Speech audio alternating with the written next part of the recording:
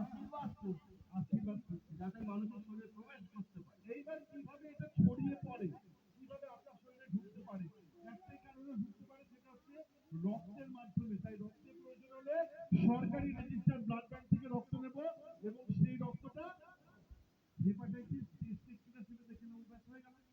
দু নম্বর কি?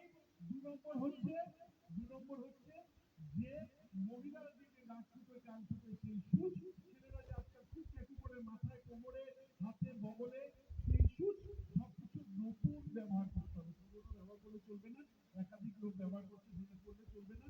তার শরীরের ভেতর জীবাণু আছে, আমি তো জানি না। তাই নতুন সুচ ব্যবহার করতে হবে। ইনজেকশন দিলে ডিসপোজেবল সিরিঞ্জ 3-4 টাকা দাম, সেটা ব্যবহার করতে হবে। ব্যবহারের পর সেটা ভেঙে ফেলে দিতে হবে, দ্বিতীয়বার যেন কেউ ব্যবহার করতে না পারে। তাই তো? তো এইবার বলি যে হেপাটাইটিস